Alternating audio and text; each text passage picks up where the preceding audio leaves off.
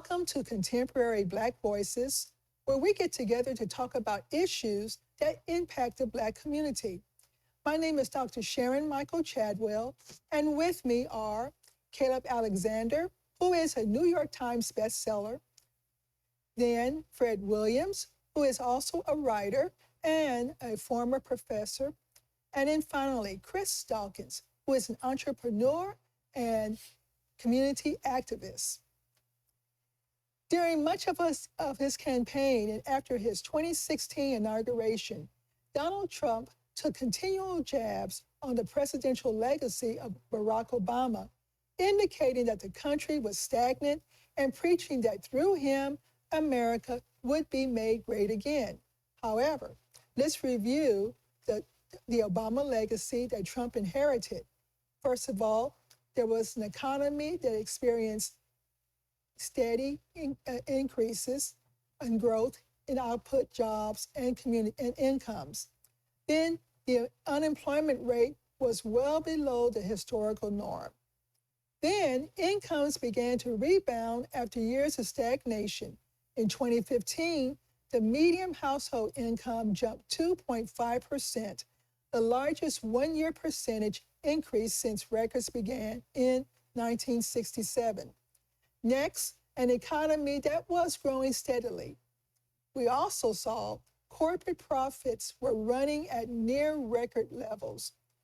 Sales prices of existing family homes, single-family homes, finally recovered from the housing crash at least non-inflation adjusted dollars. So when Trump took office, stock prices were at near historic highs after an 8-year run-up that was a tough act for Trump to follow. Also, we saw a lower percentage of Americans who lack health insurance than any other time in record, thanks to a program Trump vowed to replace. At Guantanamo Bay, Cuba, Obama promised to empty the facility and close it, but Congress blocked his efforts. But Trump vowed to keep it open and to repopulate it, saying that we're going to load it up with some bad dudes. Believe me, we're going to load it up. However, Trump challenged Black Americans to vote for him because what do you have to lose? So our topic today is Trump good for Black Americans? And before we get started, make sure to hit that subscribe button to receive notification of this video, as well as upcoming ones. In addition, make sure to hit that like button. Okay, guys, you ready? Okay, yeah, I guess. You ready? Now, to the audience, when we had our planning meeting for this discussion, Fred saying, well Sharon, he's going to read something. He says, how can I say anything wrong against Trump when he did the following? Well, he created the opportunity zones to help Black business, and I think they have one right here in San Antonio. He guaranteed funding for the historical Black colleges and universities, which means even after he is gone, that continues. So it kind of gave some financial strength to historical Black colleges and universities. Now, this one I don't agree with him. I don't believe in school choice. Okay, I do not believe in that at all. But then he also passed criminal justice reform that led to a lot of brothers getting out of prison. So, and also he did bring about the lowest Black unemployment, dealt with poverty, and crime rates went down. Now, you know, it's tough because I can't think of anybody Black wanting to say anything good about Trump. And you set me up. You set me up. I mean, you got to give, what does the saying go? You got to give the devil his due. I feel you got to give the devil his due. Well, we want to talk about that devil first. Give him his due. We gave him his due. And now we can talk about him. Yeah, okay. Heck no, he's not good for Black people. Okay. No doubt about it. This guy is the result, I think, of a lot of resurgence of the white racist nationalists. He gave them permission to come back out of the woodwork and start doing what they're doing today. And obviously, we know his record when he was sued, I think, in New York because he refused to rent to blacks. Well, the guy, come on, you know, the guy is straight out. Not don't. I'm not gonna call him a racist, but I'm gonna say he don't like us. He does not like us at all. And so, could I vote for him? Never. I tried to think of somebody to the extreme I wouldn't vote for. To say I'd vote for that person, I'd vote for him. You know, and even and he did date a woman who was biracial at one time, and even one time she said that he was not racist. You know, but we're seeing a lot of racist behavior from him. Well, I think our distinguished black senator from South Carolina, who we all should admire and respect and vote for, Tim Scott, said he wasn't a racist also.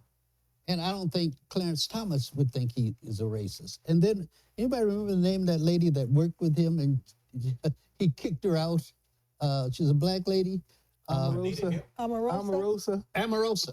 Yeah, Amorosa said he wasn't a racist. Now she says he is because she got kicked out. Because she got So I guess my point here is that all And his those... sidekick, Vivek, the guy who was on the debate. Oh, yeah. You know Vivek. What his name is, yeah. Rami something. He said he wasn't a racist, yeah. Bottom line is these people, I think they're saying that for their own personal gain. And as I recall last week, we talked about individual against community.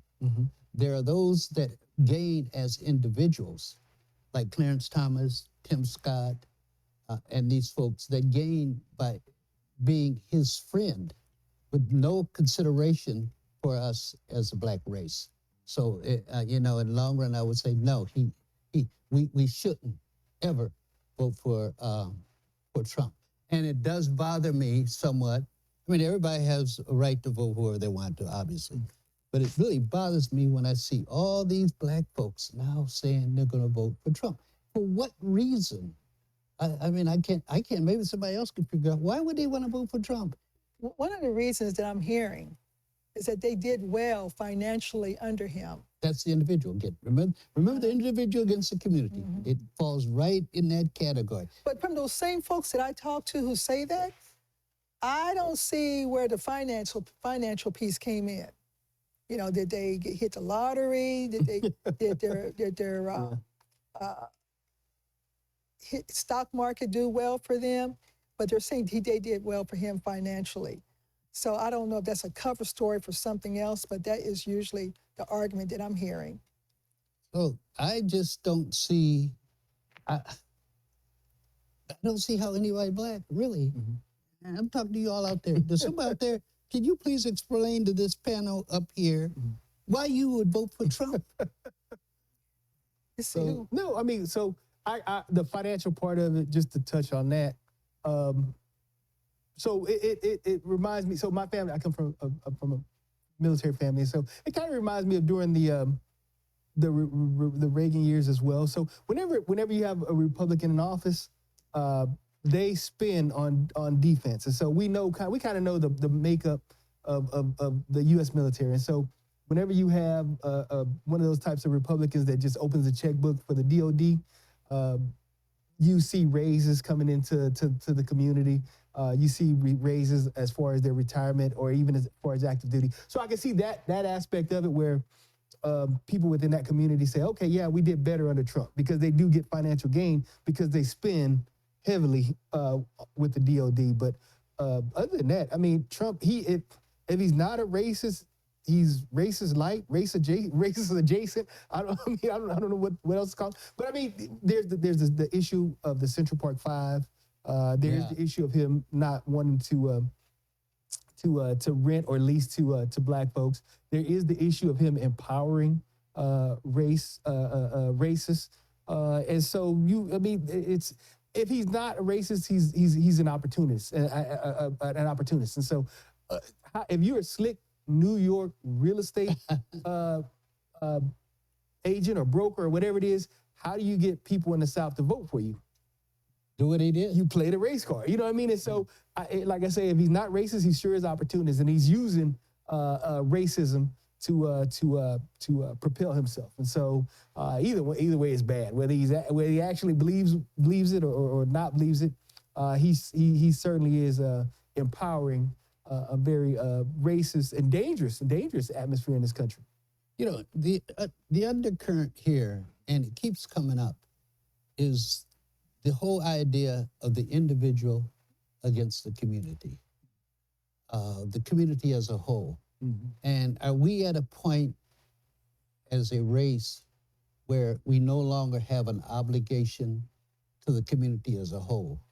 And we can go for it. We're there now. We don't have to worry about what's happening in the inner cities or anything like that. We have to worry about other kids' education. I'm gonna send my kid to a private school and forget the other kids. Are we at that point as a race where the individual can do that with no consideration for the community?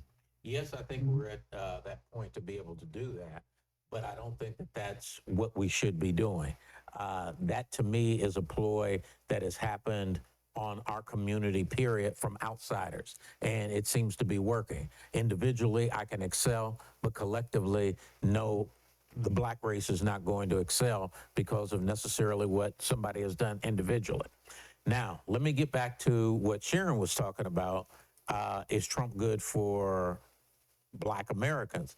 I would definitely say no. I would have to say no.